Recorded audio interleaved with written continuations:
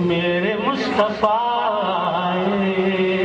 دعوت و ہدایت کی ایک ہنسی شفق لے کر میرے مصطفیٰ میرے مصطفیٰ. بسم اللہ الرحمن الرحیم. ناظرین السلام علیکم ورحمۃ اللہ وبرکاتہ. فکر و فن شعر و سخن پروگرام میں عزیز بلگامی آپ کا استقبال کرتا ہے. سراج زیبائی اور ظہیر رانی بن نوری کے آن لائن ادبی فیچر کے بعد آج ہم ایک اور ادبی شخصیت کے تذکرے کے ساتھ آپ کی خدمت میں حاضر ہیں. سیدھی بات ٹی وی چینل کے زیر نگرانی ہمارا ادبی پروگرام بڑے اہتمام کے ساتھ جاری ہے.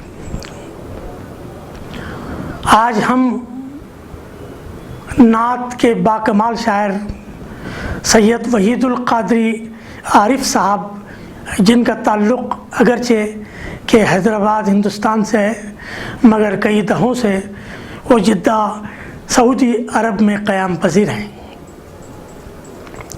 ناظرین، شاعروں کی فنکارانہ زندگی میں جس طرح نعت گوئی ایک کٹھن مرحلہ ہے کہ ذرا سی غفلت شاعر کی اخروی زندگی کی تباہی کا باعث بن سکتی ہے، ٹھیک اسی طرح ایک تبصرہ نگار کے لیے بھی کسی نعت گو شاعر کی نعت گوئی پر اظہار خیال بھی خطرے سے خالی نہیں ہوتا، کیونکہ شاعر نعت کے انتخاب اس کی ہمت افزائی یا تنقید اور اس کی توصیف یا سرزنش وغیرہ جیسے امور میں کسی قسم کا صحو، ناانصافی یا کوتاہی خود تبصرہ نگار کو خطا کاری، ایمان کے زیاں اور اس کی عقبہ کی روسیاہی کی سرحد تک لے جا سکتی ہے.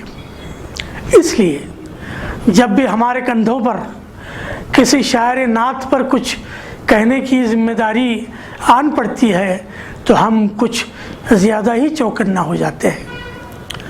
یا تو ایسی کسی ذمہ داری سے ہم دامن کش ہو جاتے ہیں یا مستحق شاعر کے حق میں دعاؤں کے ساتھ ضروری ہمت جٹا کر قلم تھام لیتے ہیں. اس وقت ہم عزم و ہمت کے اسی مرحلہ شوق سے گزر رہے ہیں اور دکن کے ایک عاشق رسول صلی اللہ علیہ وسلم شاعر نعت محترم سید وحید القادری عارف صاحب کی نعت گوئی پر اظہار خیال کی ہمت جٹانے میں خود کو کامیاب محسوس کرتے ہیں اور نہایت احتیاط کے ساتھ کچھ باتیں ناظرین کی خدمت میں پیش کر کے فارغ ہونا چاہتے ہیں اور اپنے ناظرین کو بھی فراغت بخشنا چاہتے ہیں. سبب یہ ہے ناظرین کہ فرض کی ادائیگی کے ساتھ تبصرہ نگاری کے تکلفات و تصنع سے جلد از جلد ہم سب کو خلاصی مل سکے اور نو کی قلم کی کسی ممکنہ خطا سے دامن کو بچایا جا سکے. ناظرین، فیس بک کے بازار میں جہاں فکر و نظر کی دکان کھولنے کے لیے کسی لائسنس کی ضرورت نہیں پڑتی، آج کل ناقص و عمدہ، مناسب و غیر مناسب، خام و پختہ مال دھڑلے سے بک رہا ہے.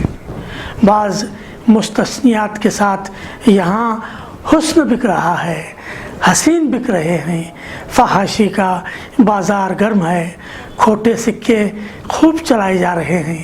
دور دور تک امید کی کوئی کرن نظر نہیں آتی کہ کہیں پر رکیں اور کسی پر نظر ٹک جائے. اہل بازار انگشت بدندہ ہیں، خریدار محو حیرت ہیں کہ کہاں سے خالص مال دستیاب ہو سکے گا، ہوگا بھی کہ نہیں. ہر طرف فیضیابی کے سوتے خشک نظر آتے ہیں، لیکن تاریکی کے اس گھٹا ٹوپ اندھیرے میں بھی ایسا بھی نہیں کہ کہیں کوئی اجالا موجود ہی نہیں ہے۔ فکر و فن، شعر و سخن کے ان اندھیروں میں بھی کچھ چراغ ضرور ٹمٹماتے نظر آتے ہیں، جن کی لو بظاہر مدھم ہے، لیکن ہماری نظر میں یہ کسی سورج سے کم نہیں۔ ان چراغوں میں محترم سید وحید القادری صاحب کی نعت گوئی کا چراغ ابھی جل رہا ہے، اور جس شان سے وہ اپنی عقیدت کی گوہر مسلسل لٹا رہے ہیں، اس سے تو یہی امید بندتی اور بندھی رہنی چاہیے کہ یہ چراغ نہ صرف فروزاں رہے گا بلکہ اپنے ماحول کو پر نور بنانے تک دم نہیں لے گا۔ میرے ان احساسات کو جن شعروں نے مہمیز عطا کی ہے ان کے درجے ذیل شعر ہیں، جن سے اندازہ ہوتا ہے کہ مدحت رسول کے میدان کا یہ شہسوار کس طرح کشاکش حیات کی جنگاہ میں اپنی فنکارانہ جوامرتی کے جوہر دکھاتا ہے، مگر جو بالآخر عقیدت کے پھول ہی ثابت ہوتے ہیں۔ نعت کے حوالے سے اپنے قارئین کو عقیدت کے دائرے سے نکال کر اطاعت کے دائرے میں لانے کے لیے عارف بھائی نے شعوری اور دانستہ کوشش کی ہے۔ گالیوں اور دشنام ترازی کے جواب میں اپنے دشمن کو دعاؤں سے نوازنا حضور پر نور کے اسوے کا اہم حصہ رہا ہے، جسے ہم سب بھلا بیٹھے ہیں۔ تم خلق مجسم ہو، تم پیکر رحمت ہو، آسان نہیں ورنہ دشمن کو دعا دینا۔ نیز یہ شعر ملاحظہ ہوں، ذرا چل کر تو دیکھو اسوہ سرکار پر عارف ابھی ہر درد ہر رنج و محن کافور، ابھی ہر درد ہر رنج و محن کافور ہو جائے۔ اس شعر میں فکر کے ساتھ جس شان سے ان کا فن بول رہا ہے وہ ہر صاحب نظر محسوس کر سکتا ہے۔ محشر کے ساتھ حشر اٹھانے کی فنکاری سے ہم تو بہت محسوس ہوئے۔ ایک اور شعر ہے، سرکار نظر آئیں جب عرصہ محشر میں، سرکار نظر آئیں جب عرصہ محشر میں، ہر سمت درودوں کا ایک حشر اٹھا دینا۔ ان کی ہر نعت پر یہ احساس ہوتا ہے کہ انہوں نے ہماری فرمائش پر نعت کہی ہے، اور وہ اپنی تازہ نعت سنا دیتے ہیں تو ہم جھوم اٹھتے ہیں۔ شعر دیکھیے، جب بھی کبھی چھائی ہو پژمردہ فضا عارف، جب بھی کبھی چھائی ہو پژمردہ فضا عارف، سب جھوم اٹھیں ایسی ایک نعت سنا دینا۔ یہ ایک تکلیف دہ حقیقت ہے کہ جس کتاب نے آدمی کو جینا سکھایا، نعت کہنے والے اسی الکتاب کو بھلا بیٹھے ہیں، یعنی القرآن مجید کو بھلا بیٹھے ہیں اور اپنی دانست میں سمجھتے ہیں کہ انہوں نے نعت کا حق ادا کر دیا۔ لیکن عارف بھائی اپنے نعتیہ شعروں میں کتاب ہدایت سے استفادے کا قرینہ بھی لے آتے ہیں۔ شعر دیکھیے، نہ کیوں لطف قرآن خوانی رہے، نہ کیوں لطف قرآن خوانی رہے، نہ کیوں لطف قرآن خوانی رہے کہ خود عین قرآن مدینے میں ہے۔ حضور صلی اللہ علیہ وسلم کی محبت میں الٹپ خیالات کا اظہار کرنے والے آج کے متشاعر اس شعر سے بہت کچھ رہنمائی حاصل کر سکتے ہیں۔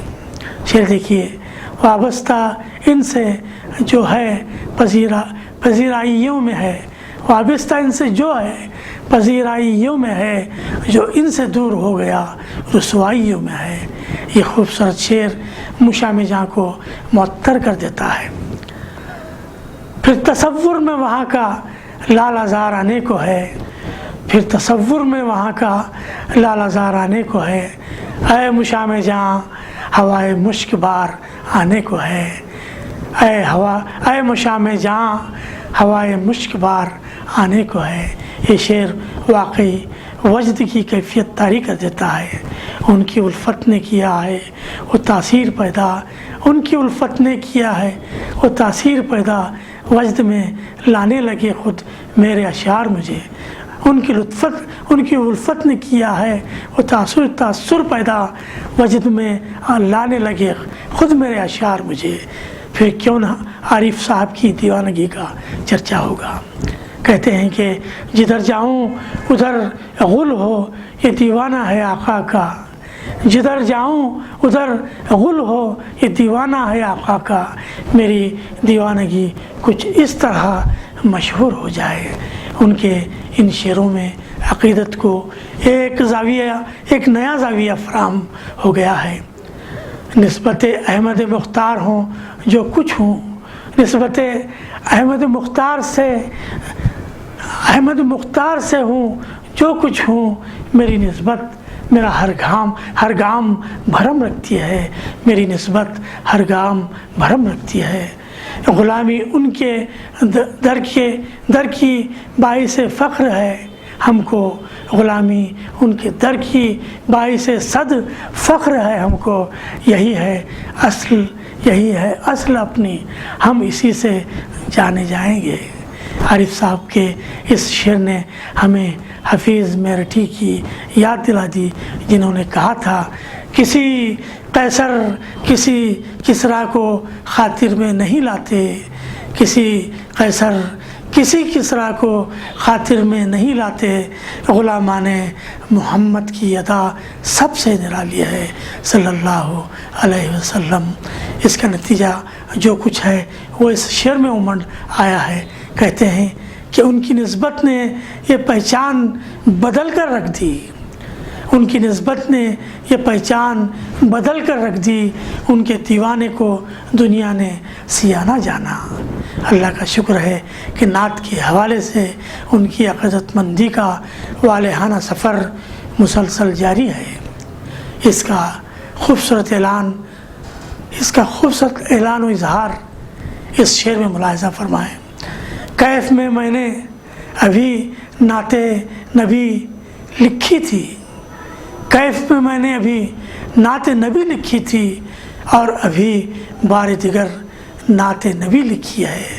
محض تبرکن ان کی یہ چند شعر پیش ہیں جن کے ذریعے ہم عارف صاحب کی عقیدتوں کو سلام کرنا چاہتے ہیں، ورنہ ان کی زنبیل میں کبھی ختم نہ ہونے والا ایک خزانہ ہے، جس سے بیش از بیش استفادے کے امکانات نہایت روشن ہیں، اور ہمیں انہی امکانات سے امید ہے کہ ملت کے اس باکمال نعتیہ شاعر کی عالمی سطح پر پذیرائی جاری رہے گی۔ خدا کرے کہ اللہ ان کے فن کو نئے آفاق عطا کرے، آمین ثم آمین۔ اب عزیز بیلگامی کو اجازت دیں، جلد ایک اور شخصیت کے ساتھ حاضر ہوں گے۔ السلام علیکم ورحمۃ اللہ وبرکاتہ۔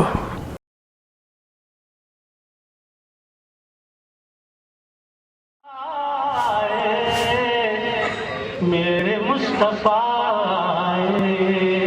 دعوت و ہدایت کی ایک حسین شفق لے کر، میرے مصطفیٰ